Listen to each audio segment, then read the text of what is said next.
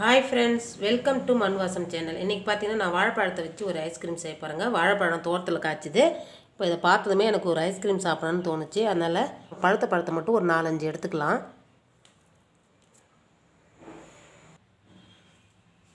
இது வந்து பார்த்திங்கன்னா தேன் வாழைங்க. தேன் வாழைன்றது கொஞ்சம் சின்னதாக தான் இருக்கும், ரொம்ப பெருசாக இருக்காது.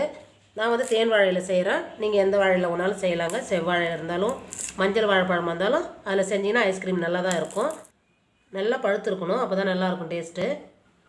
இப்போ ஒரு மிக்ஸி ஜார் எடுத்துக்கலாங்க. எடுத்துகிட்டு இப்போ நான் அந்த பழத்தை தோல் எடுத்து வச்சுருக்கேங்க, அதை சேர்த்துக்கலாம். அது கூடவே ஒரு 15 பாதாம் சேர்த்துக்கலாங்க. நான் இப்போ பாதாம் சேர்க்குறேன், நீங்கள் பிஸ்தா முந்திரி எது வேணாலும் சேர்த்துக்கலாம். டேஸ்ட் நல்லா தான் இருக்கும்.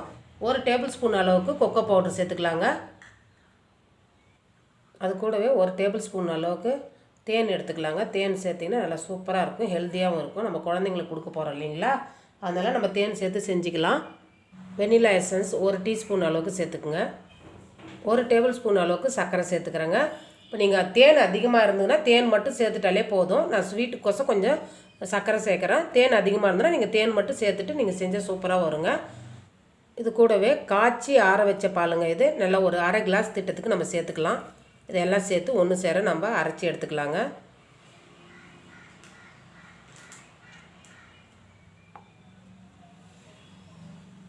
அவ்வளோதாங்க, அரைச்சி எடுத்துன்னு வந்தாச்சு. இப்போ வந்து நம்ம ஒரு டப்பாவில் ஊற்றி ஃப்ரீசரில் வச்சிடலாங்க. ஒரு கிளாஸ் மாதிரி இருக்கிற டப்பாவில் ஊற்றி வைக்கிறேன்.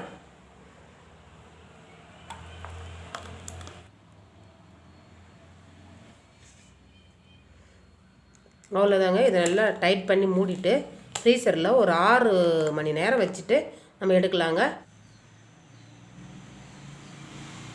அவ்வளோதாங்க, ஃப்ரீசர்லேருந்து எடுத்துன்னு வந்தாச்சு.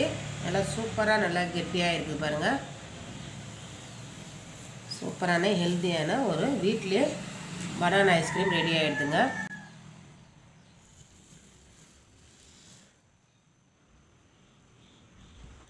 அவ்வளோதாங்க. இந்த ரெசிபி பிடிச்சிருந்ததுன்னா மண்வாசம் சேனலை லைக் பண்ணுங்கள், ஷேர் பண்ணுங்கள், கமெண்ட் பண்ணுங்கள், சப்ஸ்கிரைப் பண்ணுங்கள். பக்கத்தில் இருக்கிற பெல் ஐக்கானை கிளிக் பண்ணுங்கள். தேங்க்யூ.